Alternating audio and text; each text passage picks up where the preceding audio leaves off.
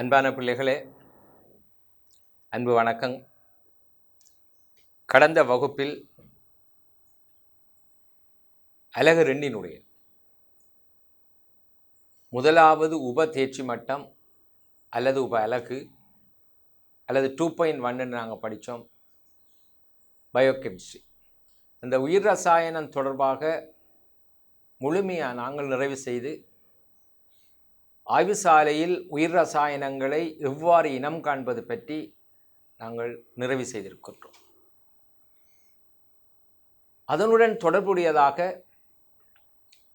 நாங்கள் வினாப்பத்திரத்தில் வினாக்களை தொடர்ந்து செய்வோம் என்று குறிப்பிட்டிருக்கிறேன். அந்த வகையில் திரையில் காட்டப்பட்டிருக்கின்ற ஸ்கிரீனில் வருகின்ற இந்த ஃபாஸ்ட் ட்ராக், அதாவது ஒரு துரித மீட்டலுக்கான வினாப்பத்திரம் உங்களுக்கு தொடர்ந்து திரையில் வரும். இந்த பயோகெமிஸ்ட்ரி சம்பந்தமான வினாக்களை நாங்கள் நிறைவு செய்வதற்காக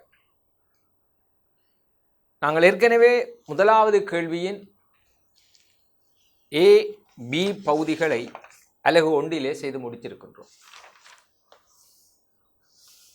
C பகுதி பேஜ் நம்பர் 4, அதே போல டி பகுதி பேஜ் நம்பர் 5, அதே போல இரண்டாவது கேள்வி நாங்கள் அது செய்வதற்கு பேஜ் நம்பர் 6, பேஜ் நம்பர் 7, அதுவரையும் நாங்கள் இன்று ஆரம்பத்திலே வினாக்களுக்கான விடைகள் அளிப்பதற்கான நுட்பங்களையும் அதுக்கான விடைகளையும் நாங்கள் பார்ப்போம். வினாக்களை அவதானித்துக் கொள்ளுங்கள் பிள்ளைகள். நாங்கள் முதலாவது, 2வது, 3வது, 4ஆம் பக்கத்தில் இருக்கின்ற வினாக்களை செய்து பார்த்திருக்கின்றோம். நான் ஏற்கனவே குறிப்பிட்டது போன்று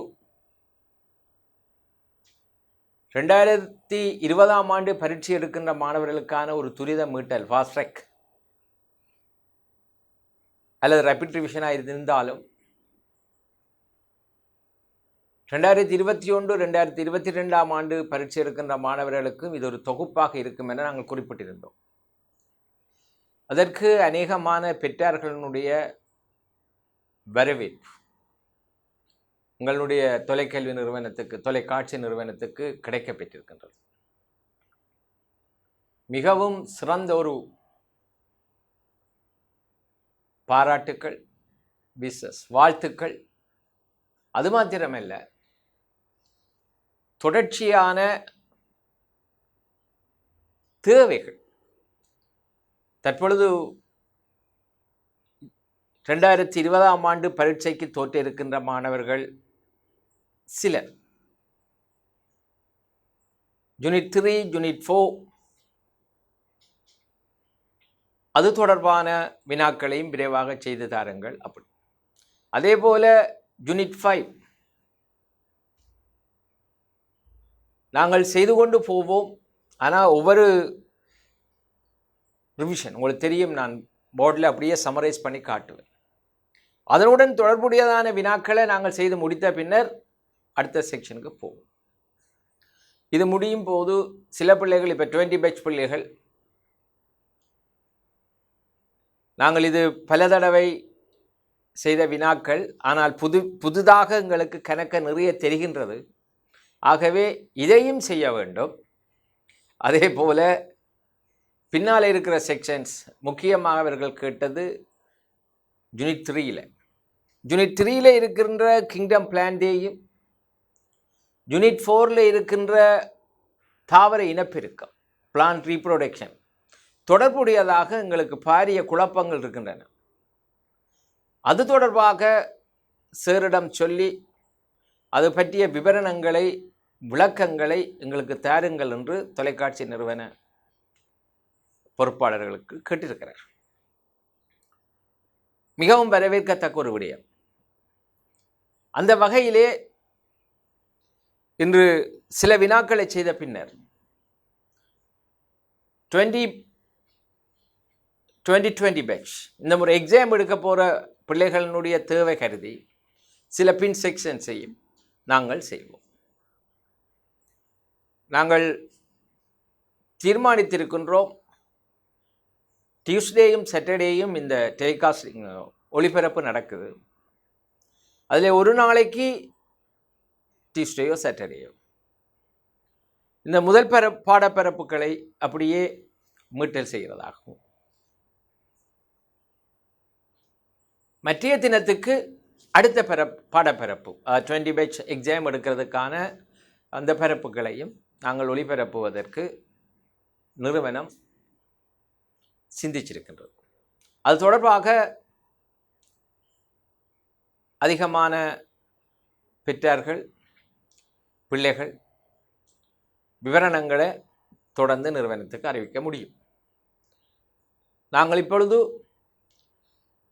இங்கே திரையில் காட்டப்பட்டிருக்கின்ற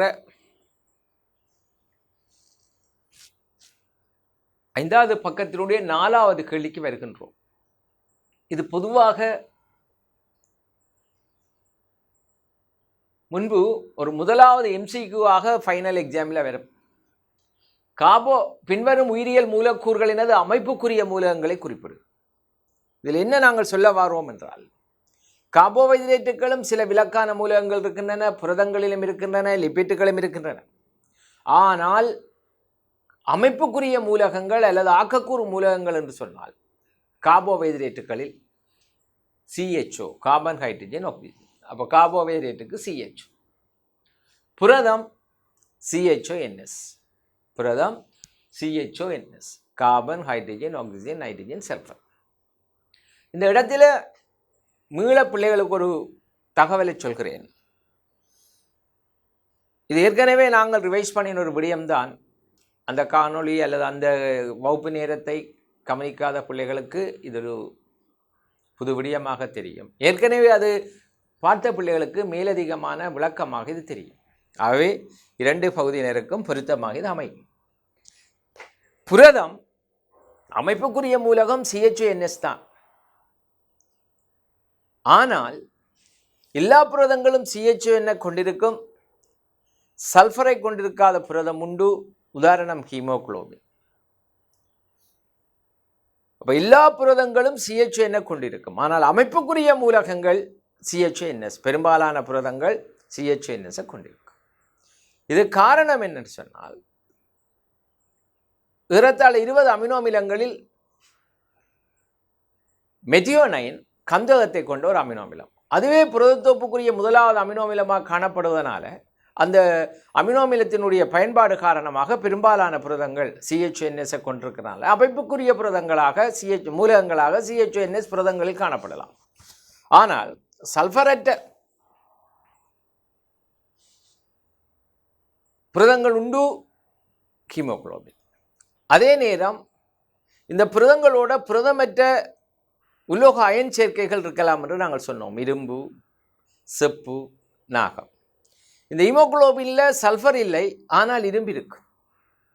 அதே நேரம் சைட்டோக்ரோம் சேர்வைகளில் சல்ஃபரும் இருக்கும், அங்கு இரும்பு இருக்கும் அல்லது செப்பு இருக்கும். இப்போ சைட்டோக்ரோம் ஆக்சிடேஸ் என்ற நொதியம் நாங்கள் கலைச்சுவாசத்தில் பார்ப்போம். இலத்திரன் இடமாற்றலில் இலத்திரன்களை கடத்துகின்ற அல்லது காவுகின்ற கொண்டு செல்லுகின்ற ஒரு நொதியம் சைட்டோக்ரோம் ஆக்சிடேஸ், அதில் செப்பு இருக்கும். இது 2016ஆம் ஆண்டு வந்த எஸ்ஏயிலே அவர்கள் இதை லேசாக சேர்த்திருக்கிறார்கள். அதை பற்றிய விளக்கங்கள் ஆசிரியர்கள் தான் பிள்ளைகளுக்கு சொல்ல வேண்டும். அடுத்த விடயம், அவை புரதங்கள் அமைப்புக்குரிய மூலகமாக இருந்தால் CHONS, அவை புரதத்துக்கு CHONS, லிப்பிட்டுக்கு லிப்பிட் CHO. ஏற்கனவே நான் சொல்லியிருக்கிறேன், லிப்பிட்டுக்குரிய அமைப்புக்குரிய மூலகம் CHO. பொஸ்போலிப்பிட்டுகள் ஒரு கிளிசரால் 3 கொழுப்பமிலம் ஒடுங்கலுக்குட்பட்டு மூக்ளிசரைட் அல்லது கொழுப்பு உருவாகும் என்று தெரியும். அதே நேரத்தில் இந்த கொழுப்பமிலத்தில் 2ம் ஒரு பொஸ்போரிக் அமிலத்துக்கு 3வது கொழுப்பமிலத்தை நீக்கி ஒரு பொஸ்போரிக் அமிலம் சேர்ந்தால் அப்படி உருவாகிறது தான் பொஸ்போலிபிட். ஆனால் அந்த பொஸ்போலிபிட்டில் பொஸ்போரிக் அமிலம் நெகட்டிவ் சார்ஜ் இருக்கிறபடினாலே இது ஒரு நேர்த்தன்மையான ஒரு சேர்வை கொண்டு வந்து சேரும், அது கோலின். ஆகவே அது நைட்ரஜன் கொண்ட சேர்வை. ஆகவே பொஸ்போலிபிட்டுகள் CHOP நைட்ரசன். ஆரம்ப காலங்களில் இந்த CHOP போட்டு நைட்ரஜனை பிராக்கெட்டுகளை போடுவார். இப்போ நேரடியாகவே CHOPN என்று போடுகிறார். ஆகவே லிப்பிட்டுகளின் அமைப்புக்குரிய மூலம் CHO, அதாவது விதியைத்தான் நாங்கள் கேட்கிறோம், விதியைத்தான் நாங்கள் பார்க்கிறோம். அதே நேரம் MCக்கு வரைக்க விலக்குகள் கேட்பார்கள். அது 2011ஆம் ஆண்டிலிருந்தே கேட்க தொடங்கிட்டார். அப்போ விதியைத்தான் நாங்கள் பார்க்கிறோம். MCக்கு கேட்கும்போது விதியிலும் வரும், விலக்கிலும்.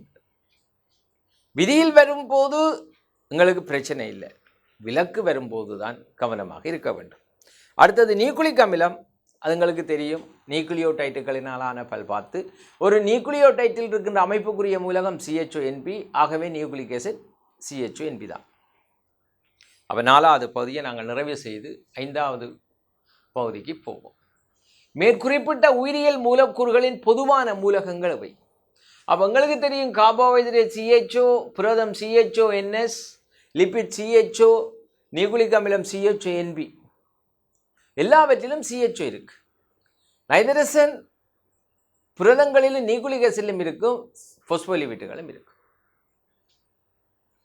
அதே நேரம் பொஸ்பரஸ் நியூக்ளிக் அமிலங்கள்லையும் பொஸ்போலிபிட்டுகளும் இருக்கும். அதனால எல்லா உயிரியல் மூலக்கூறுகள், அது மேற்குறிப்பிட்ட உயிரியல் மூலக்கூறுகளின் பொதுவான மூலகங்கள் எவை என்று கேட்டால் CHO. இனி 6வது கேள்விக்கு போவோம். கார்போஹைட்ரேட்டுக்கு அன்றி, கார்போஹைட்ரேட்டுக்கு இருக்கக்கூடாது, புரதங்கள் நியூக்ளிக் அமிலங்களுக்கு மாத்திரம் தனித்துவமான மூலகம் எது என்று கேட்கப்பட்டிருக்கிறது. கார்போஹைட்ரேட்டுக்கு அன்றி கார்போஹைட்ரேட் இருக்கக்கூடாது, புரதங்கள் நியூக்ளிக் அமிலங்களுக்கு மாத்திரம் தனித்துவமானது. இதில் புரதங்களில் இருக்கிறது நைட்ரஜன் சல்ஃபர், நியூக்ளிக் அமிலத்தில் இருக்கிறது நைட்ரஜன் பொஸ்பரஸ். அப்போ அவைக்கு மாத்திரம் தனித்துவமானதுன்னு கேட்டால் அங்கே நைட்ரசன் என்பதுதான் சரியா. ஆகவே நைட்ரஜன். டி பாட்டுக்கு போகும். அட்டவணையில் பல இயல்புகள் குறித்தான நிரல் ஒன்றும் பொதுவாக மாமூலகங்கள் சோட்டு மூலகங்கள் சிலவும் அங்கே தரப்பட்டிருக்கின்றன. உள்ளடக்கிய மூலக அட்டவணை பட்டியல் மூலகத்துக்குரிய இயல்புகள் காணப்படின் அந்த அட்டவணையில் பாசிட்டிவ் சக என்றும் அடையாளத்தையும் காணப்படாவிடின் சய எனும் அடையாளத்தையும் இடுக. இந்த இடத்திலே மாணவர்கள் ஒரு பரீட்சை வியூகம் பெரோனோமாவை பார்க்கணும். எப்படின்னு சொன்னால் 2004 ஒரு ஸ்ட்ரக்சர், அந்த ஒரு ஸ்ட்ரக்சருக்கு 100 புள்ளிகள். ஏ பார்ட், அடுத்தது பி பார்ட். இந்த பி பார்ட்டில் சுருக்கமாக அந்த வினாவை சொல்கிறேன். DNA, RNA, புரதம், லிப்பிட் ஆகிய சேர்வைகள் காணப்படுகின்ற 5 புன்னங்கங்களை தந்து அப்புன்னங்கங்கள் ஆக்குகின்ற அல்லது புன்னங்கங்களினால் மேற்கொள்ளப்படுகின்ற தொழிற்பாடுகளையும் தருக என கேட்டார்கள். அந்த புன்னங்கங்களில் DNA, RNA, புரதம், லிப்பிட்டுகள் காணப்பட்டால் சக என்ற அடையாளத்தையும், இப்போ நாங்கள் கேட்ட மாதிரி பாசிட்டிவ், காணப்படாவிடின் சய என்ற அடையாளத்தையும் குறித்து காட்டுக. இப்போ உதாரணமாக 1வது புன்னங்கம் தெரிவு செய்தார்கள் பிள்ளைகள் பச்சையொரு மணி. பச்சையொரு மணி எங்களுக்கு தெரியும், மென்சவால் சூழப்பட்ட திட்ட மென்சவால் சூழப்பட்ட ஒரு புன்னங்கம். அது தானாகவே தட்பகற்பு செய்யக்கூடியது. காரணம், அங்கே DNA இருக்கும். தன்னகத்தே கட்டமைப்புக்குரிய புரதங்களை தொகுக்கும். காரணம் DNA, RNA, ரைபோசோம், 70 வகை ரைபோசோம், புரதத்தொகுப்புக்குரிய நொதியங்கள் என்பன அங்கே பஞ்சனையில் இருக்கு. அவே பிள்ளைகள் என்ன செய்தார்கள்? எஸ், அப்போ முதல் மென்சவில புரதமும் இருக்கும், லிப்பிட்டும் இருக்கும், அதுக்கு சக போட்டார். பஞ்சனையில் DNA இருக்கும், RNA இருக்கும், சக. அதே மாதிரி இளைமணி, அதே மாதிரி அப்படி கேட்டார். அது வினா கடினம் இல்லை, அங்கே பிரச்சனை என்னன்றதை கவனமாக பார்க்கணும். பெரும்பாலான பிள்ளைகள் 1-2 தவறு வர மிகுதி சரி. அங்கே ஒரு ஸ்ட்ரக்சருக்கு 5 புள்ளி, அதாவது அங்கே 100 புள்ளிக்கு 45 புள்ளிகள் இங்கே ஒதுக்கினார்கள் இந்த வினாவுக்கு. 100க்கு 45 மார்க்ஸ். அதில் தொழில்களுக்கு 5 மார்க்ஸை கொடுத்துட்டு மற்றது 40 அந்த பாக்ஸ் இப்படி ஒரு பாக்ஸுக்கு தான் கொடுத்தார். எடுத்து பார்த்தீங்கன்னா தெரியும். அதில் ஒரு சின்ன நெகிழ்வான விடயம் என்னவென்றால், சக என்ற அடையாளத்தில் சரி என்று போட்டிருந்தால் புள்ளிகள் இல்லை. உண்டு வினாவில் சக என்று தான் காட்டப்பட்டது.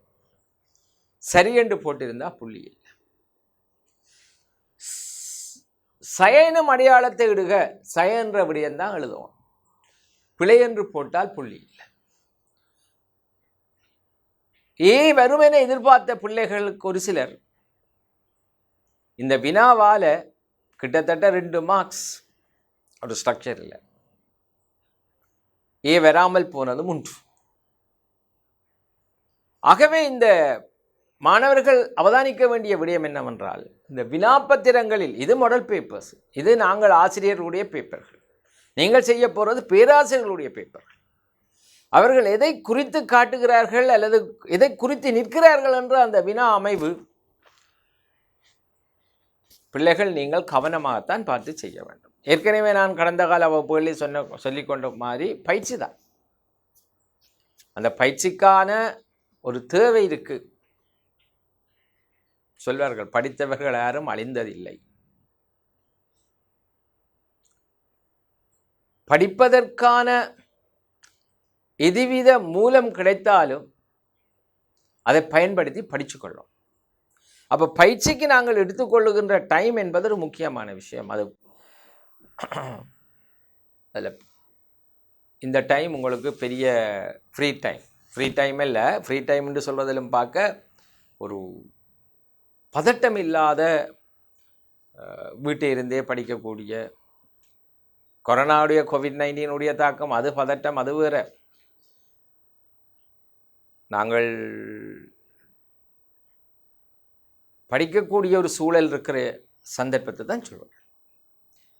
ரைட். நவ் இப்போ அட்டவணையில் இருக்கிற மூலகங்கள், சேர்வைகள், அந்த மூலகங்களை நாங்கள் டிக் பண்ணி காட்டணும். சக சய சரிபுல போடக்கூடாது. மீளவும் சொல்கிறேன், எல்லா புரதங்களின் அமைப்புக்குரிய மூலகங்கள் என்று கேட்டால் நாங்கள் கார்பன், ஹைட்ரஜன், ஆக்சிஜன், நைட்ரஜன் 4க்கும் ப்ளஸ் போடணும்.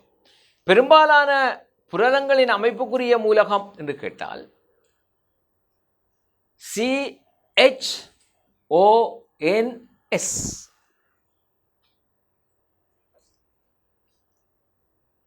மூன்றாவது வினாவுக்கு பார்த்தீங்கன்னா ஏபாட் புரதம் தான், ஆனால் ஈமோகுளோபின் என்று வரும்போது CHON, அங்கே Fe இரும்பு கூடுதலாக வரும். சைட்டோக்ரோம் வரும்போது சைட்டோக்ரோம் ஏஓ பிஓ ஆக்சிடேஸோண்டு குறித்து நிற்க இல்லை, சைட்டோக்ரோம் என்று தான் தந்திருக்கிறோம். அவள் தந்திருந்தால் CHON FeCO ரெண்டும் வரலாம். ஆக்சிடேஸ் வந்தால் செப்பு வரும். மயோகுளோபின், இந்த மயோகுளோபினுடைய ஒரு விடயம் என்னவென்றால், இதனுடைய ஆக்கக்கூறு மூலகங்களில், அதாவது அமினோமிலத்தினுடைய பக்கச்சங்கிலி மெதியோனைன் சல்ஃபரை கொண்டிருக்கு. ஆனால் ஆக்கக்கூறு மூலகங்களாக சல்ஃபர் வராமல் அங்கே கந்த பிணைப்புகள் உருவாகி அதாவது கந்தகத்தை ஆக்கக்கூறு மூலமாக கொடுப்பதில்லை. CHON.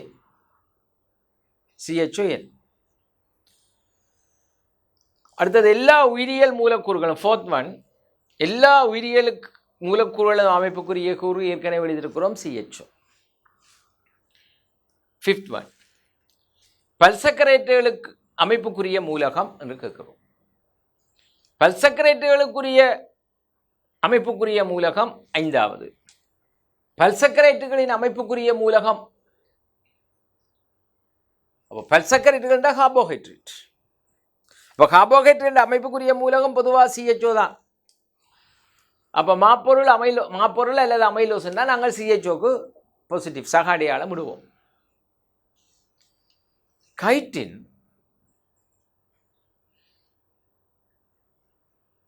அசெட்டைல் குளுக்கோசமைன் அல்லது குளுக்கோசமைன் சில வேளைகளில் டேர்ம் எக்ஸாம்ஸ் பேப்பர்ஸில் எக்ஸாமினேஷன் பேப்பர்ஸில் வெள்ள அமைன் என்று சொல்லுவார். அமைன் என்ற சொல்லு வாரபடினால கட்டாயம் நைட்ரஜன் இருக்கும். அவை கைட்டின் CHON நைட்ரசன் கொண்ட பல் சர்க்கரையில் அதுவும் ஒன்று. அடுத்தது பெக்டின், பெக்கரின் அல்ல பெக்டின். பெக்டினில் CHO மூலகம் இருக்கும். இந்த கைலோரோனிக் அமிலம் பொதுவாக யூனிட் 5ல் நாங்கள் ஹைலோரோனிக் ஆசிடை பற்றி படிப்போம். அதே நேரம் அது எவ்வாறு விலங்கிலியங்கள கூறாக இருக்கின்றெல்லாம் பார்ப்போம். அதுவும் ஒரு பெல்சக்கரைட். அந்த பெல்சக்கரைட் கைட்டின் போன்று சல்ஃபரை கொண்டிருக்கும். அந்த கைலோரோனிக் அமிலம் என்பது 2009 முதலாவது MCQவாக கேட்கப்பட்டது. பின்னர் இது விலங்குகளில் மாத்திரம் காணப்படும். அந்த விலங்குகளில் காணப்படுகின்ற சேர்வைகளில் ஒன்று ஹைலோரோனிக் ஆசிட், அடுத்தது லெக்டோஸ். லெக்டோஸும் விலங்குகளில் மாத்திரம்தான் இருக்கும், தாவரங்கள்லேயும் நுண்ணங்கியலும் இல்லை. அதே மாதிரி ஹைலோரோனிக் அமிலம். ஆனால் அந்த நேரம் சில விவாதங்கள் நடந்தன. லெக்டோஸ் பாக்டீரியாக்களிலும் இருக்கும். உதாரணம் லெக்டோபேசிலஸ் புல்காரிகஸ்.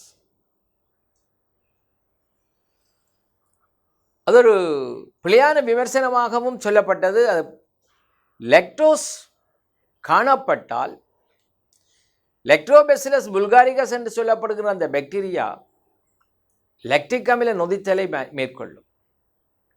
அதுக்கு லெக்டோஸ் என்ற சப்ஸ்ட்ரேட் கீழ்ப்பட வேணும், இருந்தால் தான் அது நொதிக்கும். அதில் பாக்டீரியா லெக்டோஸ் உருவாக்காது. அவை நுண்ணங்கிகளில் அது காணப்படுறதில்லை. அப்போ அங்கே ரெண்டு ஆன்சர் வரும், அல்லதுன்னு கொடுத்தவர்கள். அப்போ ஹைலோரோனிக் அமிலம் CHON நைட்ரசன் கொண்ட ஒரு பெல்சக்கரைட்.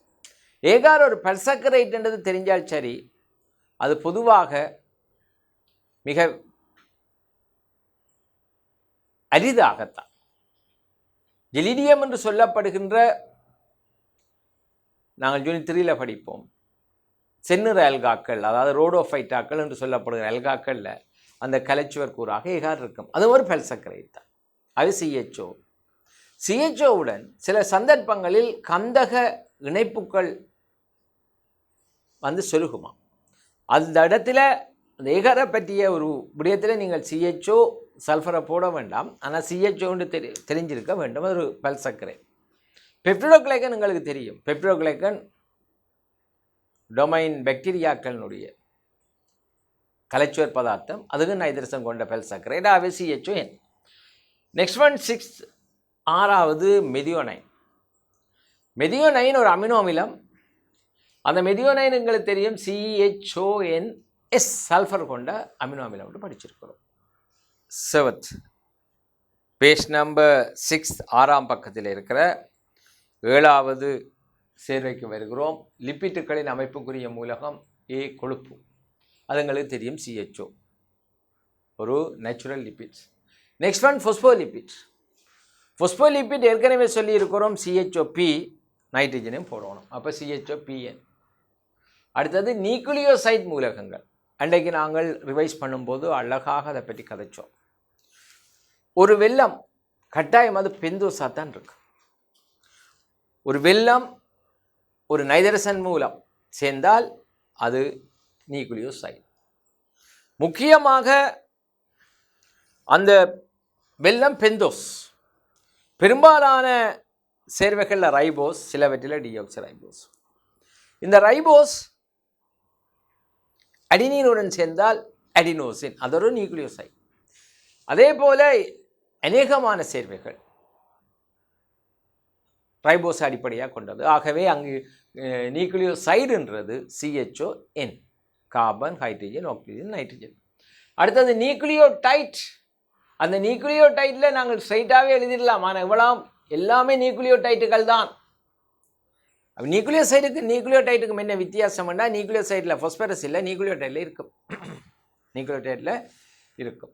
அப்போ ADP NAD + NADP + ADP ATP வரும் பிள்ளைகள். அந்த டி பார்ட் ஏடிபின்னு போட்டுக்கொள்ளுங்க. FAD NADP plus. NADP plus 2 தரம் வந்திருக்கு. அதில் நீங்கள் ஏஎம்பி என்று போடுங்க. ATP NAD NADP plus ATP FAD AMP எல்லாமே நியூக்ளியோடைட்டுகள். அவை நியூக்ளியோடைட்டுகள் என்று சொல்லும்போது அன்றைக்கு நாங்கள் அட்டவணைப்படுத்தி பார்த்தோம். 2019 வந்த 2வது MCQ அதை செய்திருக்கிறோம்.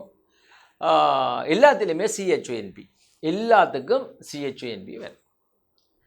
டிஎன்ஏ 10வது டிஎன்ஏ ஆர்என்ஏ அமைப்புக்கூறு. டிஎன்ஏ ஆர்என்ஏ அமைப்புக்குரிய அதாவது நியூக்ளிக் அமிலங்கள் அதனுடைய அமைப்புக்குரிய கூறு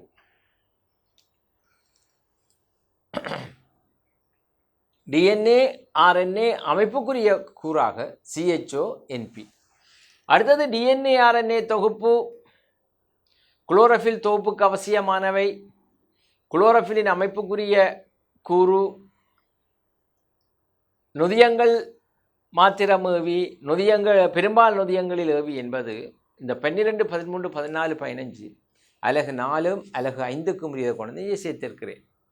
அவை 2020ஆம் ஆண்டு மாணவர்கள் அதை நீங்கள் குறித்து கொள்ளலாம். 20, 21, 22 மாணவர்களுக்கு அது கொஞ்சம் கடினமாக இருக்கும். அதை தொடர்ந்து 16க்கு போவோம். அதை நாங்கள் விளங்கப்படுத்தித்தான் அதை மற்றதெல்லாம் நான் சம்மரைஸ் பண்ணியிருக்கிறேன். இது மாணவர்களுக்கு விளங்காமல் இருக்கும். அதனால் அதை விட்டு 16வதுக்கு போகிறோம். கரட்டீன் ஐதரோகார்பன் CH, சாந்தோஃபில்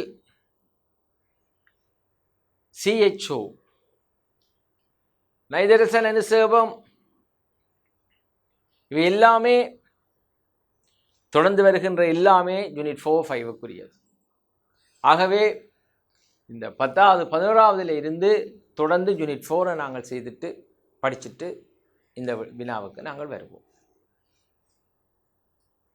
ஆகவே மாணவர்கள் இந்த உயிர் ரசாயன மூலகங்கள் அத்தியாவசிய மூலகங்கள் தொடர்பாக எவ்வாறு வினாக்கள் வரலாம் என்பதை நாங்கள் பாஸ் பேப்பர்ஸில் பார்த்துருக்கிறோம். ஆனால் அது ஒரு ஒழுங்குபடுத்துவதற்காக மெமரைஸ்ட் அதாவது ஒரு மனனம் செய்வதற்கான ஒரு வழிகாட்டலாக இதை பார்த்துருக்கிறோம். இனி நாங்கள் 2வது கேள்விக்கு வரப்போகின்றோம். பின்வரும் சேர்வைகளின் அடிப்படை அலகு தொழில் பரம்பல் என்பவற்றை குறிப்பிடுக. பேஜ் நம்பர் 6ல் செகண்ட் கொஸ்டினுக்கு வாரம் 2வது வினா. அதில் ஏ பார்ட். பின்வரும் சேர்வைகளின் அடிப்படை அலகு தொழில் பரம்பல் என்பவற்றை குறிப்பிடலாம். எல்லா உயிரியல் மூலக்கூறுகளிலேயும் பிரதானமான சேர்வைகளை அப்படியே எடுத்து அதனுடைய அடிப்படை அலகுகள் பல்சக்கரைட்டுண்டா ஒரு சக்கரைட்டுகள், புரதங்களாக இருந்தால் அமினோ அமிலங்கள், அதே மாதிரி நியூக்ளிக் அமிலங்களாக இருந்தால் நியூக்ளியோடைட்டுகள், அது என்னென்ன ஒரு சக்கரேட்டுகள் என்று பார்த்து நாங்கள் போகிறோம். இப்போ எங்களுக்கு முக்கியமான விஷயம் என்னென்றால் இந்த சேர்வைகள் எதுக்குரியது அது நல்லா விளங்கணும். புரதமா, பல்சக்கரைட்டா, லிப்பிட்டா, நியூக்ளிக் ஆசிடா, அல்லது இவை 4ம் தவிர்ந்த வேறு சேதன சேர்வைகளா? முதல் அதை ஒருக்கா பார்த்துட்டு வருவோம். அமைலோஸ் ஒரு பல்சக்கரைட். அவை அடிப்படை அலகு அமைலோஸினுடையது ஒரு சக்கரைட். அப்போ அமைலோஸ் பிரதான தொழில் சேமிப்பு. அதான் மாப்பொருள் தான் 2 மூலக்கூறு பல்சக்கரைட்டுகளை கொண்டு பார்த்துருக்கிறோம். ஒன்று அமைலோசு, அடுத்தது அமைலோபெக்டின். மாப்பொருளை விழிப்பதற்காக மாப்பொருளை விழித்து வினாவாக அமைக்கும் போது இந்த அமைலோஸ் என்ற சொல்ல பாவிப்பார். அப்படி அமைலோசு அடிப்படை அலகு குளுக்கோஸ் தொழில் சேமிப்பு பரம்பல். எங்கே மாப்பொருள் இருக்கோ அங்கே தான் அமைலோஸ் இருக்கும். தாவரங்களிலும் குளோரோஃபைட்டாக்களில் தான் அது சேமிப்பாக இருக்கும். குளோரோஃபைட்டாண்டா பச்சை அல்காக்கள். இந்த இடங்களில் கொஞ்சம் கவனமாக பார்க்கணும் பிள்ளைகள். இந்த அலகு ரீதியான பாடத்திட்ட உருவாக்கப்படும் போது சில பாடப்பிறப்புகள் சில பேராசிரியர்களுக்கு, வேறு சில பாடப்பிறப்பு வேறு சில பேராசிரியர்களுக்கு என ஒதுக்கப்பட்டு கொடுக்கப்பட்டிருக்கும். பிறகு துவக்கப்படும் போது சில வேளைகளில் இதில் அவை அடையாளப்படுத்தப்படாமல் அதை பற்றி கவனம் இல்லாமல் அப்படியே ரெசோர்ஸில் வளநூலில் வந்துடும். சில டைப்பிங் அதாவது கணினி அச்சு செய்கிற பிழைகள் கூட மாணவர்களுக்கு பிரச்சனையாகத்தான் இருக்கும். அதில் யூனிட் 3ல் அல்கா என்ற சொல்லு எங்கேயுமே அவர்கள் பாவிக்க முயற்சிக்கவில்லை. அது காரணம் புரோட்டிஸ்டாக்களின் உதாரணங்களைத்தான், அதுக்காகத்தான் பிள்ளைகள் யூனிட் 3 கேட்டிருக்கிறார்கள். புரோட்டிஸ்டா என்ற சொல்ல பாவித்து அதில் புரோட்டோசோவா என்று சொல்லப்படுகின்ற தனிக்கல அங்கிகளும் இருக்கின்றன. அல்காக்கள் என்று சொல்லப்படுகின்ற தனிக்கல பல்கல அங்கிகளும் இருக்கின்றன. இந்த அல்காக்களிலும் புரோட்டிஸ்டாக்களிலும் உள்ளடங்காமல் ஜூக்ளினா என்று சொல்லப்படுகிற ஒரு உயிரியும் அதுக்கு எங்களுடைய சிலபஸில் சேர்க்கப்பட்டிருக்கு. அதன் காரணமாக அல்காக்கள் புரோட்டோசோவாக்கள் என்ற ஒரு பாகுபாட்டு பிரிவை அல்லது உபராட்சிய பிரிவை உருவாக்காமல் அப்படியே சொல்லிக்கொண்டு போயிட்டார். ஆனால் அலகு 2 பரம்பல் அல்லது காணப்படும் இடம் பற்றிய படிப்பிலும், அதே நேரம் அலகு 9 மைக்ரோபயாலஜியில் நுண்ணங்கிகள் தொடர்பான விவரணங்களிலும் அல்காக்கள் புரோட்டோசோவாக்கள் என்ற சொல்லுகளை பாவிக்கின்றனர். அப்போ இப்போ அல்காண்டு இல்லை, அவங்க அதை எழுதக்கூடாது அப்படின்ட்டு சொல்லவும் முடியாது. என்ன தந்திருக்கிறார், அல்காண்டு எழுதத்தான் வேணும் அப்படின்ட்டு இல்லை. அங்கே என்ன கவனிக்கணும்னு சொன்னால், புரோட்டிஸ்டா என்ற அந்த கிங்டத்தில் அங்கே உதாரணங்கள்லாம் கேட்கப்பட்டிருக்கும். அவை எந்த கூட்டம் என்று நாங்கள் சொல்ல வேண்டிய தேவை இருக்காது, அல்காக்களா புரோட்டோசோவாக்கள். அதே நேரம் மைக்ரோபயாலஜியில் அது குறிப்பிட வேண்டியிருக்கு. புரோட்டோசோவாக்கள் என்று சொல்லி பாவிக்க வேண்டியிருக்கு, அல்காக்கள் என்று சொல்லி பாவிக்க வேண்டியிருக்கு. ஆகவே வினாவை இனமறிந்து அந்த வினாவினுடைய தாற்பயத்தை தெரிஞ்சு விடையளிக்க வேண்டும். அப்போ விடையளிக்கும் போது எந்த செக்ஷனில் வருது இப்படித்தான் வருமென்றெல்லாம் நாங்கள் எதிர்பார்த்து போகலாது. ஆனால் அது பிள்ளைகளுக்கு ஒரு ப்ராக்டிஸ் ஊடாக அதை நாங்கள் கொண்டு வர வேணும். அந்த அளவில் அமைலோசினுடைய அடிப்படை அலகு குளுக்கோஸ், தொழில் சேமிப்பு, பரம்பல், குளோரோஃபைட்டாக்கள் அல்லது பச்சை அல்காக்களிலும் தாவரங்களிலும். 2வது அமைலேஸ் ஒரு நொதியம், ஆகவே அது புரதமாக கருதப்படும். எனவே அதனுடைய அடிப்படை அலகு அமினோ அமிலம். அதனுடைய தொழில் ஊக்கிக்குரிய தொழில். ஊக்கிக்குரிய தொழில் என்பது தாக்க வேகத்தை அதிகரிக்கின்றது. சில இடங்களில் அது நீர்ப்பகுப்பு தொழிலாக இருக்கலாம் அல்லது தூண்டப்படுகின்ற நிகழ்வுகளாக இருக்கலாம். இந்த அமைலேசினுடைய நீர்ப்பகுப்பு தொழிற்பாடு இயற்கையாக பல்வேறு சந்தர்ப்பங்களில் இயற்கையாக நிகழும். உதாரணமாக எங்களுடைய உணவு கால்வாயில் வாய்க்குழி சமிப்பாடு, சிறுகுழல் சமிப்பாடு, அவ வாய்க்குழிக்குரிய அமைலேஸ், சதைக்குரிய அமைலேஸ் ரெண்டுமே உணவு கால்வாயில் மாப்பொருளை நீர்ப்பகுக்கும். அதே நேரம் ஒரு மாப்பொருளை சேமிப்பாக கொண்டிருக்கின்ற தானியங்கள் அல்லது வித்துக்கள் முளைக்கும் போது வித்து முளைத்தலில் முக்கியமாக நீர்ப்பகுப்பு நிகழும். சிக்கலான சேதன மூலக்கூறுகள் எளிய சேதன மூலக்கூறுகளாக மாற்றமடைந்த பின்னர் தான் அவை கலைச்சுவாச அடிப்பொருளாக பயன்படும். எனவே அதற்கு வித்து முளைக்கும் போது கட்டாய நீர்ப்பகுப்பு நிகழ வேண்டிய தேவை இருக்கும். ஆகவே மாப்பொருள் அல்லது தானியங்களில் மாப்பொருள் கொண்ட சேமிப்பு இந்த அமைலேசினால் நீர்ப்பகுக்கப்பட்டு தாழ்த்தும் வெள்ளமாக மாற்றப்படும். அதே நேரத்தில் காய்கள் கனியும் போது பழைய பாடங்களில் கேட்டிருப்பார்கள், வாழைக்காயை உண்ணும் போது கடினத்தன்மை அதிகரித்திருக்கும், இனிப்பு சுவை குறைந்திருக்கும். அதுக்கான காரணம் கேட்பார். அல்லது நேரடியாகவே நொதியங்களோட சம்பந்தப்பட்ட போது பின்வரும் நொதிய தாக்கத்துக்கான பிரதான காரணங்களை தருக. காய்கள் கனியும் போது, இறைச்சி பழுதடையும் போது, அப்படி கேட்பார். அப்போ காய்கள் கனியும் போது அங்கே 2 நொதிகள் இருக்கு, 2 நிகழ்வு நடக்குது. உங்களுக்கு அது தெரியாது, பெரிய அபூர்வமான நிகழ்வாக அது நடந்து கொண்டே போயிடும். வாழைக்காயை உண்ண முடியாது, வெட்டி நாங்கள் தோலை சீவி தான் எடுக்கணும், உரிக்க முடியாது. வாழைப்பழத்தை தோலை உரிப்போம், அப்படியே போட்டு தள்ளி விட்டுரும். அப்போ வாழைக்காயை உண்ணும் போது அதில் ஒரு சளித்தன்மையான பதார்த்தம் இருக்கும். ஆகவே நாங்கள் அதை உண்ண முடியாது. அந்த சளித்தன்மையான பதார்த்தத்துக்கு காரணம் மாப்பொருள். அந்த வாழைக்காய் பழுக்கும் போது இயல்பாகவே அந்த தாவரத்தின் அந்த தாவரப்பகுதியில் உருவாக்கப்படுகின்ற அமைலேஸ் அதை தாழ்த்தும் வெள்ளமாக மாற்றியதுனால, அதே போல அந்த கடினத்தன்மை காரணமான பெக்டினேஸ் ஒரு சர்க்கரைடுகளாக மாற்றின காரணத்தினால கடினத்தன்மை குறைந்து வெள்ளத்தன்மை அதிகரித்தது, இனிப்புச்சுவை அதிகரித்தது. இனிப்புச்சுவைக்கு காரணம் என்ன? மாப்பொருள் வெள்ளமாக மாற்றப்பட்டது.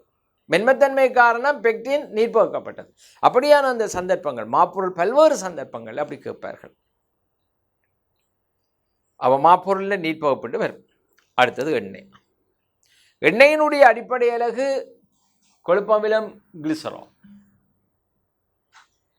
தொழில் சேமிப்பு.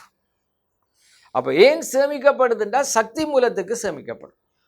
இந்த இடத்துல நீங்கள் கொஞ்சம் விளங்கிக் கொள்ளணும் மக்கள், பிள்ளைகள். சக்தி மூலமாக கூடுதலாக பயன்படுத்தப்படுறது குளுக்கோஸ் தான். அதை விட சில வெல்லங்களும் பயன்படுத்தப்படும்.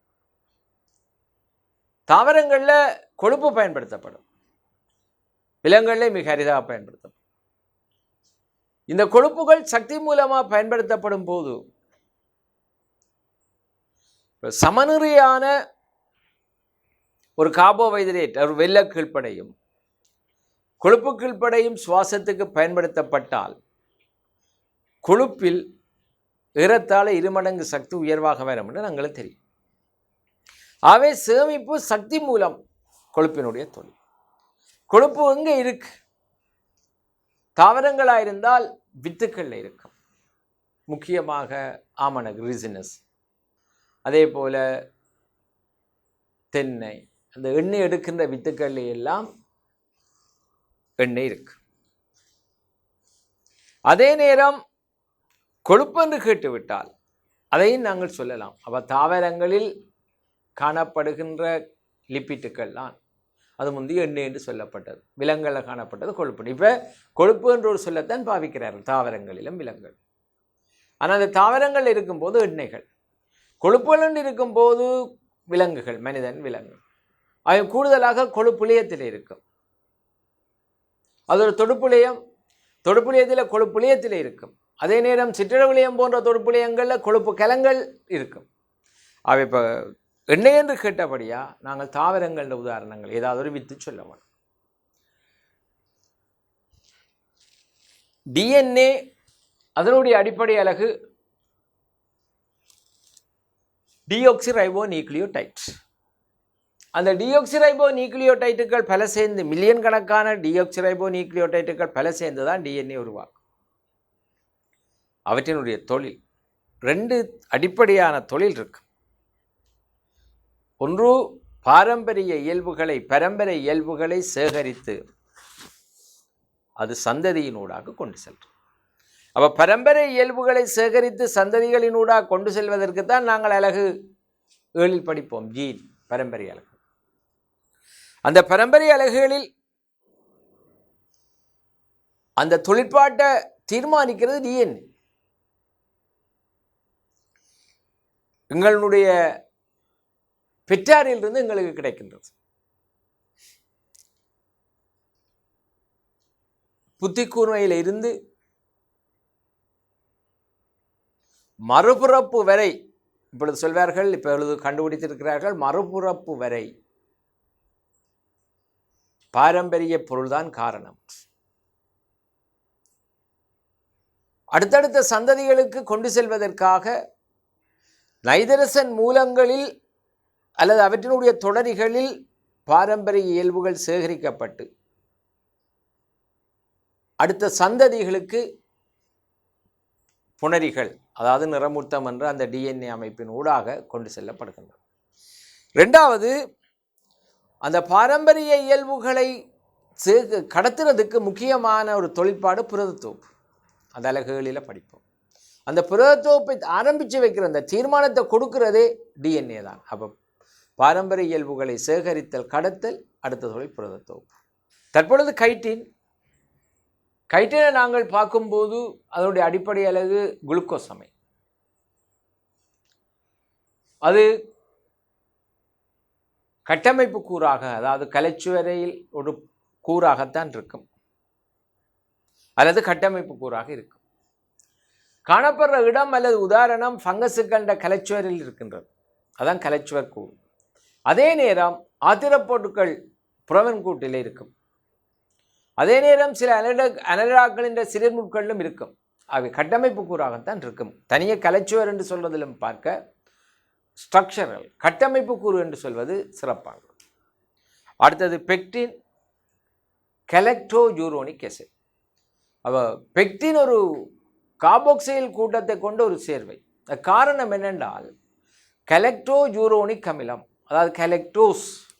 அதனால் முந்தி பழைய பாடப்பரப்புகளை தருவார்கள் வெள்ள அமிலங்கள் என்று சொல்வார்கள். அமிலம் கார்பாக்சைல் கூட்டம் இருக்கும், ஆனால் அவை வெள்ளங்களாக இருக்கும். அப்போ வெள்ளங்களுடன் சேர்ந்திருப்பதனால வெள்ள அமிலம் என்று பெயர் வைத்தார்கள். அதுக்குத்தான் பேர் கலெக்டோஜூரோனிக் அமிலம். அதுவும் கட்டமைப்பு கூறுதான். அது எங்கே காணப்படுது? பெக்டின் கலைச்சுவரினுடைய நடுமென் தகடு.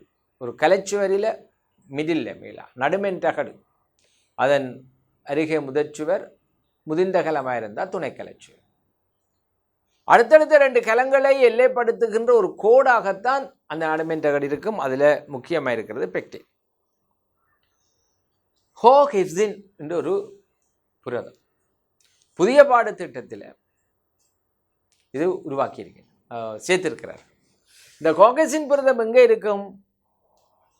புரதம் தானே, ஆவே அடிப்படை இலகு அமினோ அமிலம். அதுவும் ஒரு கட்டமைப்பு கூறு. நாங்கள் கலவட்டம் படிக்க பார்ப்போம், ஒரு நிறமூர்த்தத்துக்கும் அரைநிற உருக்கும் என்ன தொடர்பு. இந்த அரைநிற உருக்களுக்கிடையே அந்த இணைஞ்சிருக்கிற புரதம் தான் கோஹெசின். அதை கோஹெசின் என்றும் சொல்வார்கள். அடுத்தது பெப்டிடோகிளைக்கன். அதை ஏற்கனவே நாங்கள் படித்தது தான் குளுக்கோசமைன் அல்லது வெள்ள அமைன்கள். அது குளுக்கோசமைன் கட்டமைப்பு கூறு. டொமைன் பாக்டீரியாக்களில், அதாவது பாக்டீரியா, அடுத்தது சைனோ பாக்டீரியாக்களில் காணப்படும், கலைச்சுவரில் காணப்படும். கிளைக்கோஜன் ஒரு பல்சக்கரைட், அது அடிப்படை அலகாக குளுக்கோஸை கொண்டிருக்கும். அதே நேரத்தில் அது சேமிப்பு. விலங்குகளிலும் ஃபங்கஸுகளிலும் காணப்படுகின்ற ஒரு பிரதான சேமிப்பாக இருக்கும் கிளைக்கோஜன். விலங்குகளில் கேட்பார்கள், கேட்டிருக்கிறார்கள். சேமிப்பாக இருக்கின்ற 2 பல்சக்கரேட்டுகளை குறிப்பிட்டு அவை காணப்படும் அமைவிடங்களை தருகிறார். இப்போ கிளைக்கோஜன் விலங்குகளினுடைய தசை இழையத்தில் ஈரல் என்ற அந்த பதங்களை எதிர்பார்த்தார்கள். அப்போ வேறு வருடங்களை எதிர்பார்த்த விஷயம். அடுத்தது ஈமோகுளோபின். ஈமோகுளோபின் உங்களுக்கு தெரியும், அது புரதம். ஆகவே அதன் அடிப்படையில் அமினோ அமிலம். ஈமோகுளோபின் எங்கே காணப்படுகிறது? ஈமோகுளோபின் பொதுவாக குருதி என்று சொல்லலாம். ஆனாலும் நாங்கள் செங்குளிய கலங்கள் என்று சொல்லுவோம்.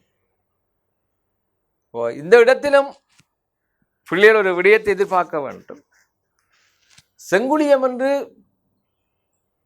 அல்ல செங்குருதி துணிக்கு என்று சொல்லலாம்.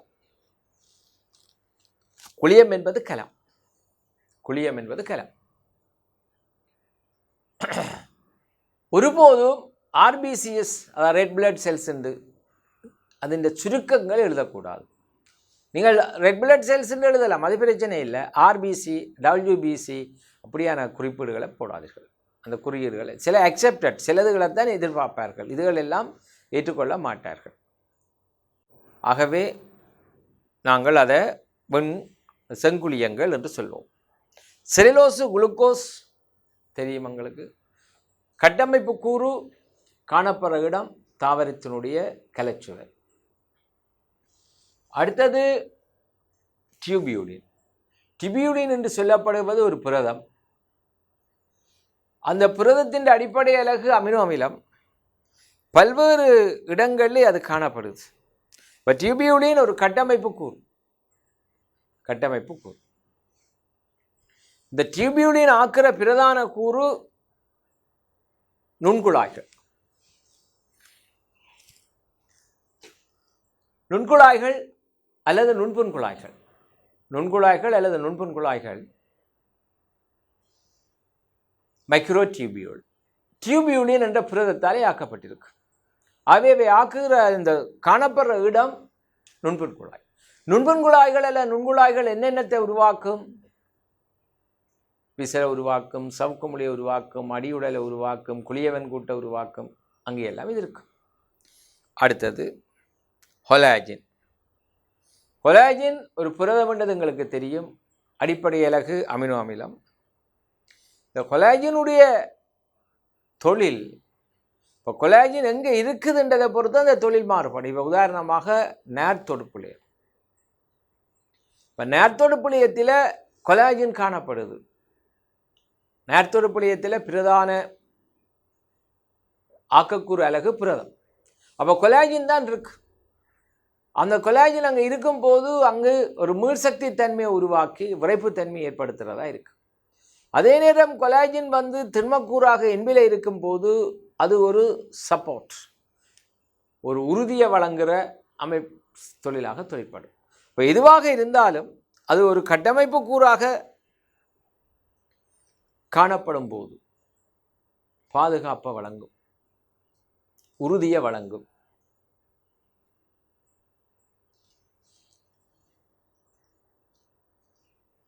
காணப்படுற பிரதான இடம் நேர்த்தொடுப்புளியம். காணப்படுகின்ற பிரதான இடம் நேர்த்தொடுப்புளியம்.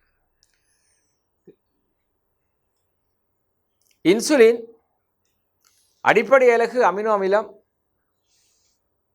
அது ஒரு அமினோ அமிலம் அடிப்படை அலகு. இன்சுலின் ஒரு ஓமோன், ஆனால் புரதமாகிய ஓமோன். ஆகவே அது என்ன செய்யும் என்றால் குருதியில் வெள்ளமட்ட சீராக்கல்ல பங்களிப்பு செய்யும். அதே போல் மயோகுளோபின் அது அடிப்படை அலகு அமினோ அமிலம். அதனுடைய தொழில் ஆரம்பத்தில் பிள்ளைகள் புது சிலபஸை உருவாக்கும் போது ஆரம்பத்திலேயே ஹீமோகுளோபின் மயோகுளோபின் சுவாச வாயுக்களை கடத்தல் என்று சொல்லி பாவிச்சிருக்கார். பிறகு ரிவிசிட் பண்ணும்போது மயோகுளோபின் தசை இழையங்களில் ஆக்சிஜன் சேமிக்கிற என்று சொல்ல பாவிச்சிருக்கார்கள். அதுதான் சரி. ஆகவே தசை இழைய கலங்களில் காணப்படும் அல்லது வெண்கூட்டு தசையில் காணப்படும். அடுத்தது டெஸ்டோஸ்டெரான். டெஸ்டோஸ்டெரான் ஒரு ஸ்டெராய்ட்ஸ் வகைக்குரிய லிப்பிட். அது ஒரு சிக்கலான கார்பன் கொண்ட சங்கிலி தான் அதனுடைய அடிப்படை அலகாக இருக்கும். அதாவது ஒரு கொழுப்பமிலங்கள் பல சேருகின்ற ஒரு வித்தியாசமான சேர்வை. அதே நேரம் அது ஒரு இனப்பெருக்க ஹோமோன். டெஸ்டோஸ்டெரான் ஆண் இனப்பெருக்க தொகுதியில் காணப்படும். ஆர்என்ஏ அடிப்படையில் ரைபோ நியூக்ளியோடைட். അതിൻ്റെ பிரதான தொழில் அது 3 ஆர்என்ஏயும் டிஎன்ஏலிருந்து செய்தியை காவுகின்ற, அமினோ அமிலங்களை ஒழுங்குபடுத்துகின்ற ரைபோசோமில் புரத தொகுப்புக்கான ஸ்தானத்தை வழங்குகின்ற 3 வகையான ஆர்என்ஏக்களும் ஒன்று சேர்ந்து புரத தொகுப்பை தான் நிகழ்த்தும். Next one sucrose. இது 2 அடிப்படையில் தாழ்த்தா இருசர்க்கரை என்று சொல்லியிருக்கிறோம். Glucose, fructose. தாழ்த்தா இருசர்க்கரை. இந்த தாழ்த்தா இருசர்க்கரை சேமிப்பு பிரதானமாக எங்கே இருக்கும் என்று சொன்னால் கரிமீனுடைய தண்டில் இருக்கு. முன்பு கடந்த கால பரீட்சை நாட்களை பார்க்கும்போது பீட் வேர்கள் என்று இருக்கு, அல்லது பீட் கிழங்கு என்று இருக்கு. பீட்டினுடைய ரூட் அதான் பீட்ரூட். அப்போ பீட்ரூட்டில் இருக்கும்னு சொல்வார்கள். ஆனால் இப்பொழுது சொல்கிறது கரிம்பினுடைய தண்டு. அடுத்தது ஃபொஸ்போலிபிட். பிள்ளைகளுக்கு தெரியும், ஃபொஸ்போலிபிட்டில் கட்டாயம் 2 கொழுப்பமிலம், ஒரு கிளிசரால், ஒரு ஃபொஸ்போரிக் அமிலம், மேலதிகமாக கோலின், நைதரசன் கொண்ட சரி. இவ்வளவு அடிப்படையில் இது ஒரு கட்டமைப்பு கூறு. பிரதானமாக காணப்படுறது செல் மேம்பரன், அதாவது முதலுறு மென்சவில காணப்படும். அடுத்தது அரைச்செல்லோஸின் அடிப்படை அலகு பெந்தோஸ். கட்டமைப்பு கூறு இது கூடுதலாக தாவரங்களில் காணப்படுகின்ற ஒரு அமைப்பு. அடுத்தது அல்புமின் ஒரு புரதம். அது அமினோ அமிலம் அடிப்படை அலகு. அல்புமினில் 2 வகையாக இருக்கு. ஒன்று முட்டை அல்புமின் என்று சொல்வார்கள், ஓவல்புமின் என்று சொல்வார்கள். 2வது நீர்ப்பாய் அல்புமின் என்று சொல்வோம். நீர்ப்பாய் அல்புமின் என்று சொன்னால் செரம் அல்புமின் என்று சொல்வார்கள். இந்த முட்டை அல்புமின் முட்டையினுடைய வெண்கருவில் இருக்கும், ஆகவே அது சேமிப்பாக இருக்கும். நீர்ப்பாய் அல்புமின் குருதி திரவ விடயம், அதாவது பிளட் பிளாஸ்மா. பிளட் பிளாஸ்மாவில் இருக்கிறது. அது என்ன செய்யும் என்று சொன்னால் ஒரு வகையான கொழுப்பமிலங்களை கொண்டு கடத்துகின்ற தொழிலை செய்யும். அது எந்த அல்புமின் என்றதை பார்த்து தான் நாங்கள் விட சொல்லணும். இது பொதுவாக நாங்கள் அல்புமின் அமினோ அமிலம் சேமிப்பாக இருந்தால் முட்டையில், கடத்தலாக இருந்தால் அது நீர்ப்பாய் அல்புமினாக இருந்தால் கடத்தல் குருதியில். இவ்வளவும் பொதுவாக ஒரு கார்போஹைட்ரேட்டுகள், லிப்பிட்டுகள், புரதங்கள் தொடர்பாக நாங்கள் பார்த்த விடயம். Right, page number 7, part B, 2வது கேள்வியினுடைய பி பகுதி போகிறோம். பின்வரும் தொழிற்பாட்டுக்குரிய அல்லது கட்டமைப்புக்குரிய புரத உதாரணங்களை திரட்டும். தசைச்சுருக்கம் என்ற தொழிற்பாட்டில் பங்களிப்பு செய்கிற புரதம் ஆக்டின், மயோசின் 2 புரதம் பெறும், அல்லது கமா போடலாம். சேமிப்பு பிரதானமாக 2 புரதம் நாங்கள் சொன்னோம். முட்டையிலே அல்புமின், பாலில் கேசின், ஆகவே அல்புமின் கேசின். இலத்திர இடமாற்றல், எலக்ட்ரான் டிரான்ஸ்பர், இலத்திர இடமாற்றல் இருக்கிற பிரதான புரதம் சைட்டோக்ரோம், இலத்திரங்களை கொண்டு செல்வது. அது பச்சோறுமணியினுடைய தைலகோயிட் மென்சவில ஒளித்தோதிக்கிடையிலும் இருக்கும். இளைமணியினுடைய உச்சி பகுதியில் இலத்திரங்களை கொண்டு செல்லுகின்ற ஒரு புரதக்கூறாகவும் இருக்கு. வெள்ளமட்ட சீராக்கம், வெள்ளமட்ட சீராக்கத்தில் இன்சுலின், குளுக்கோகோன் என்ற 2 ஹோமோன்கள், அவை புரதங்கள் பங்களிப்பு செய்யும். சுவாச வாயுக்களை கடத்தல், அதில் முக்கியம் சுவாச வாயுக்களை கடத்துறது ஹீமோகுளோபின். பெருமளவு ஆக்சிஜனையும் குறைந்த அளவில் CO2வையும் கடத்திக்கொள்ளும். ஒளித்தொகுப்பில் CO2 பதித்தல், இந்த CO2 பதித்தலில் முக்கியமாக பங்களிப்பு செய்கிறது கார்பாக்சிலேஸ். ஆனால் இந்த கார்பாக்சிலேஸ் சில இடங்களில் ரிபிஸ்கோ என்று சொல்லப்படுது. அப்போ ரிபிஸ்கோவா வரைக்கும் அங்கே என்ன நடக்கும்னா ஆக்சினேஷன் வரும். அதனால் கார்பாக்சிலேஸ் தான் பிரதானமானது. ஆனால் ஆக்சினேஷன் என்ன செய்யும்னா O2வை பதிக்கும். ஆகவே நீங்கள் கார்பாக்சிலேஸ் என்று சொல்லத்தான் பாவிக்கும். வாய்க்குழியில் மாப்பொருள் நீர்ப்பகுப்பு, மாப்பொருளை நீர்ப்பகுக்கிறதுக்கான நொதியம் அமைலிஸ். நெக்ஸ்ட், ஆமணக்கு வித்து முளைத்தலின் போது ஆமணக்கில் இருக்கிற சேமிப்புணவை எளிய மூலக்கூறுகளாக மாற்றுறது லிப்பேஸ். ஏன்? ஆமணக்கில் இருக்கிறது லிப்பிட். வாழைக்காய் பழுத்தலின் போது அப்போது பார்த்தோம், ஏற்கனவே நாங்கள் பார்த்துருக்கிறோம். மாப்பொருளை வாழைக்காய் பழுக்கும் போது மாப்பொருளை அமைலேசும் அங்கிருக்கின்ற பெக்டினை பெக்டிடேசன் நீர்ப்பகுக்கும். இறப்பை சமன்பாடு, இறப்பை சமன்பாடில் பிரதானமான உணவுக்கூறு புரதம். அந்த புரதத்தை நீர்ப்பகுப்புறதுக்கான நொதியம் அதுவும் ஒரு புரதம் தான். அது தொழிற்படக்கூடிய பெப்சினாக அல்லது தொழிற்பட முடியாத முன்னோடியான பெப்சினோஜனாக இருக்கும். வெண்ணார்களில் கூறு, அதுங்களுக்கு ஏற்கனவே கேள்விப்பட்டிருக்கிறோம், புரதம் கொலாஜின். கொலாஜின் தான் விலங்கு மனிதனில் ஆகக்கூடிய அளவு காணப்படுகிற புரதம். தாவரங்களில் ஆகக்கூடிய அளவு காணப்படுவது செல்லுலோஸு, சேதன சேர்வைகளில். கவனமாக பார்க்கணும், ஆகக்கூடிய அளவு இருக்கிறது நீர், ஆர்கானிக் கம்பவுண்ட். சேதன சேர்வைகளில் இருக்கிறது இங்கே கொலாஜின் விலங்குகளில், அங்கே செல்லோச தாவரங்களில். கசிலியத்தினுடைய தாயத்தில் கொந்தரின், அது சில இடங்களில் கொந்தரின் சல்ஃபேட் என்று கூட விழிப்பார்கள், கொந்தரின் என்று சொல்லப்படுகிற புரதம். தொண்டைக்கரப்பன் நோய்க்குரிய நச்சு டிப்திரியா, அதாவது டிப்திரியன் என்று சொல்லப்படுகின்ற ஒரு புரதம் தான் அதில் இருக்குது. ஆகவே தொடர்ந்து நாங்கள் உயிர் ரசாயனம் சம்பந்தமான கேள்விகளை நாங்கள் பார்த்திருக்கிறோம். மாணவர்கள் பெரும்பாலான விடயங்களை அதில் பார்த்து எழுதக்கூடிய நேரமும் தந்திருக்கிறேன். அன்றைக்கும் நான் சொன்னேன், இன்றும் அதைத்தான் சொல்கிறேன். நாங்கள் இந்த தொலைக்காட்சி கற்றல் இது ஒரு பொழுதுபோக்கு நிகழ்ச்சி அல்ல. தொலைக்காட்சியில் பொழுதுபோக்கு நிகழ்ச்சிகள் இருக்கின்றன. அவற்றை நாங்கள் எங்களுடைய மன அமைதிக்கும் அல்லது ஒரு சந்தோஷத்துக்கும் நாங்கள் பார்த்துக்கொள்கிற விடயம். இது சீரியஸ்னஸ், இது படிக்கிற விடயம். அவை பிள்ளை பாவிக்கின்ற ஒவ்வொரு மணித்தியாலமும் அல்லது 50 மினிட்ஸ் அது பரீட்சைக்குரிய பாடப்பிறப்புகள் தான். ஒரு வகுப்பறையிலிருந்து நீங்கள் எவ்வளவுக்கு அதை கன்சன்ட்ரேட் பண்ணிடுறீங்களோ அதே விடயத்தை இங்கேயும் நாங்கள் பின்பற்ற வேண்டும்.